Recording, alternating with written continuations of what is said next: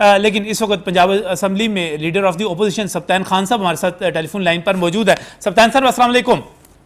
जी वालेकुम अस्सलाम। कैसे हैं सर, ठीक ठाक हैं? मैं बिल्कुल ठीक, थैंक यू वेरी मच, अल्लाह का करम। सप्तान साहब, ये तो हुकूमत ने लगता है कोई बहुत बड़ा जुआ खेल लिया और रातों रात इजलास उठा के बाने इकबाल में रह गए, आप पंजाब असम्बली में देखते रह गए। ये कोई आप समझते नहीं कि हुकूमत कोई हाथ कर गई, चालाकी कर गई?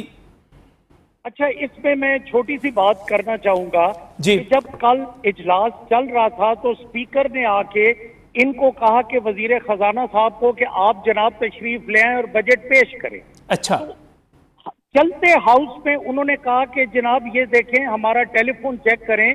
हमें टेलीफोन पे इतला मिली है कि हाउस को गवर्नर पंजाब ने प्रोरोग कर दिया। अच्छा। अब प्रोरोग करने का कोई कायदा कानून है? उन्होंने अगर प्रोरोग किया था, उनका रिटर्न आना चाहिए था पंजाब असेंबली में, वहां उसकी रिसीविंग होनी चाहिए थी। रिसीविंग के बाद उसको नोटिफाई करना चाहिए था। चलो, रिसीव करने वाले तो पंजाब असेंबली वाले थे, बट जो गवर्नर हाउस का रनर था वो तो बताए ना कि असेंबली में आके उसने कितने बजे दिए। इन्होंने पहले ये कह दिया और मेरा ख्याल है इजलास जो था उन्होंने बाद में प्रोरोग किया। उसके बाद 2-3 ऑर्डिनेंसेस नहीं, फिर दूसरा ऑर्डिनेंस उन्होंने वो किया कि अब हम इजलास को ऐवान इकबाल में बुला रहे हैं, मतलब टुडे, येस्टरडे उन्होंने किया ना कि 3 बजे। मुझे सप्तान साहब एक चीज जरा वाज़ेह कर दें यहाँ पर। आपके मुताबिक चौधरी परवेज इलाही ने ऐवान में ये बात कही कि आप बजट पेश कर दें, इसका मतलब यह है कि चौधरी परवेज इलाही, और जो एक तासुर दिया जा रहा है कि 2 दिन जो ताखीर हुई वो चौधरी परवेज इलाही की वजह से हुई, आप लोगों की वजह से हुई, वो मामला सेटल हो गया था और चौधरी परवेज इलाही ने कह दिया था कि ऐवान में बजट पेश कर दें। मैं कहता हूं जी, इसी एक पॉइंट पे जिस तरह देसी जबान में कहते हैं टक लगा दें, अगर चौधरी परवेज इलाही ने ये बात नहीं की और मिनिस्टर फाइनेंस ने उनके जवाब में ये बात नहीं की कि thank you very much mister speaker, मैं आपकी इज्जत करता हूं, आपने मुझे बजट ले डाउन करने की इजाजत दे रहे हैं, बट ये अभी अभी हमें इतला है कि सेशन प्रोरोग, ऐसे कैसे प्रोरोग हो गया? सही। तो not able to understand. इसका मतलब ये हुआ है कि अब अगर ऐवान के अंदर, पंजाब असेंबली की बिल्डिंग के अंदर और ऐवान के अंदर बजट पेश नहीं किया गया तो इसकी जिम्मेदारी स्पीकर पंजाब असेंबली चौधरी परवेज इलाही पर या अपोजिशन पर आयद नहीं की जा सकती। यह हुकूमत का सोचा समझा मंसूबा था जो उन्होंने प्लान कर लिया था, आप ये कह रहे हैं? 3 घंटे कहते रहे कि हमजा शहबाज शरीफ साहब जो हैं चीफ मिनिस्टर, वो तशरीफ ला रहे हैं, थोड़ा सा डिले करें। फिर इनकी जो मुज़ाकराती टीम थी, अच्छा इस बात, मेरी बात को छोड़ दें प्लीज, आप रिकॉर्ड चेक कर लें कि इजलास कितनी देर चला, परवेज इलाही साहब ने क्या कहा, मिनिस्टर फाइनेंस ने उसके जवाब में क्या कहा, रिजल्ट वुड बी देयर।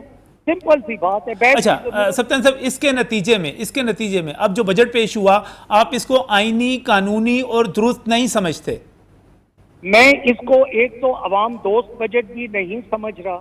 सही। अच्छा देखिए, बात सुने, आगे फाइनेंस बिल आना है, आगे कट मोशन आनी है, ये ऑपोजिशन से छुपा क्यों रहे हैं? जब परवेज इलाही कह रहे हैं कि जनाब फाइनेंस मिनिस्टर साहब आप ले करें, तो ये ले करें। आगे कट मोशन आनी है, हम ऑपोजिशन ने इस पे बहस करनी है, हमने इसका कंपैरिजन करना है कि हमारे दौर में लेट सपोज फाइनेंस में इतने पैसे रखे गए, ब्लॉक एलोकेशन में जो चीफ मिनिस्टर की मर्जी होती है उसमें पिछले दौरों में इतने थे, पनाह गांव पे इतने थे, हेल्थ कार्ड पे इतने थे, किसान कार्ड पे इतने थे, बेनजीर इनकम सपोर्ट प्रोग्राम, जवान प्रोग्राम, तो हमसे क्यों छुपा रहे हैं? ऑपोजिशन के बगैर कभी बजट जब तरफा भी चले, मेरी इतनी सी बात है। अच्छा, मुझे सिर्फ आखिरी चीज़ एक बताइएगा कि क्या बतौर लीडर ऑफ दी ओपोजिशन आप ये समझते हैं कि अगर ऐवान के अंदर फाइनेंस बिल आता है और बजट पेश होता है तो आप बतौर ओपोजिशन उसमें बहस करने के लिए, कटौती की तहरीकें पेश करने के लिए, उसकी मुखालफत करने के लिए और अपना पार्लिमानी किरदार अदा करने के लिए मौजूद हैं, वहाँ पर करेंगे? हमारा तो बायकॉट का क्यों प्लान होगा? ये देखें, ये गवर्नमेंट बन के चले ना, ये ऑपोजिशन का रोल तो ये ना लें। सही। ये अगर रिकॉर्ड पे, ये चीज मैं बार बार कह रहा हूं कि रिकॉर्ड को प्लीज चेक करवा कि चौधरी परवेज इलाही ने इनको क्या कहा, इन्होंने जवाब में क्या कहा, और एमी बैठी जगह हवा में प्रोरोग हो गया। तो इसका मतलब सारी जिम्मेदारी आज जो कुछ सिचुएशन बनी, जो कुछ हुआ, ये जिम्मेदारी मुस्लिम लीग नून और जो इत्तेहादी हुकूमत है उस पर आयद होती है। बिल्कुल उस पर आयद होती है। ये वैसे आजाद हैं, गैर कानूनी करें जो करें, ये गवर्नर। अच्छा, इस चीज़ को आपने अपने माहिरीन के साथ डिस्कस किया होगा, क्या इस इजलास को अदालत में चैलेंज किया जा सकता है जो ऐवान इकबाल में हुआ और वहां पर बजट पेश किया गया? होना चाहिए, इंशाअल्लाह वील डू इट। बहुत बहुत शुक्रिया, बहुत शुक्रिया, बहुत शुक्रिया। सप्तान खान साहब हमारे साथ टेलीफोन लाइन पर मौजूद थे, लीडर ऑफ द अपोजिशन, और आपकी बात की जो है तस्दीक हो गई कि आपने जो खबर दी थी। दूसरे दिन स्पीकर ने आते साथ ही वजीर खजाना को कहा कि आप बजट पेश करें, दूसरी कोई बात ही नहीं हुई। उन्होंने कहा मिस्टर स्पीकर बहुत बहुत शुक्रिया आपका इजाज़त देने का, मैं आपकी बहुत इज्जत करता हूँ, लेकिन मुझे अभी अभी पैगाम आया मेरी क़यादत की तरफ से कि गवर्नर ने ये इजलास जो है मौखर कर दिया और कल उन्होंने इजलास ऐवान इकबाल में बुला लिया है, तो इसलिए हम बहुत बहुत शुक्रिया, बहुत शुक्रिया। आपको लगता है कि ये काम इसी तरह होगा या इसमें चूँकि मोनसलाई के खिलाफ भी कार्रवाई शुरू हो गई, एक आपस में तनाव की सूरत हाल भी पैदा हो गई, महाजराई पैदा हो गई, आपको लगता है कि अब बजट का जो बाकी हिस्सा है वो भी अलग-अलग ही होगा?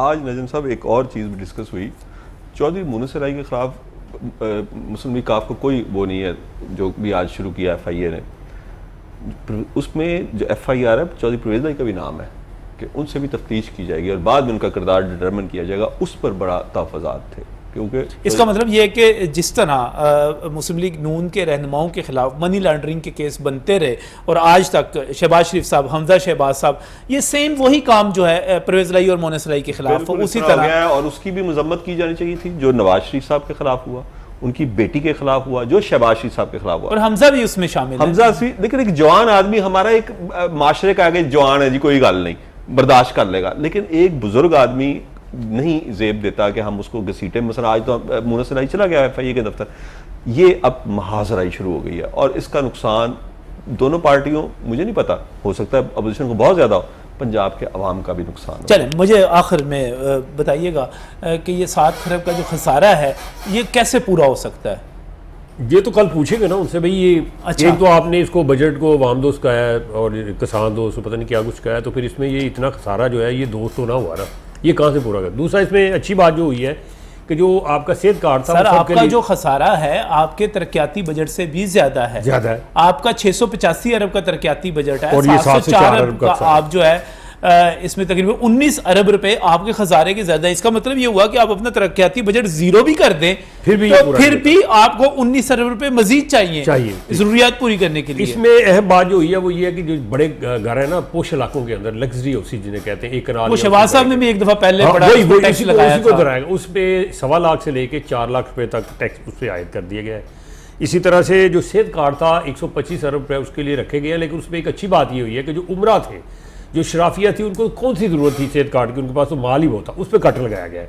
अपर मिडिल क्लास और उमरा जो थे उनको निकाल दिया गया है। ऐसा फैसला जो आवाम को बताना चाहिए कि वाकई जो लोग खाते पीते लोग हैं, लाखों रुपए महीना कमाते हैं, उनका प्रीमियम हुकूमत को अदा करने की जरूरत नहीं है।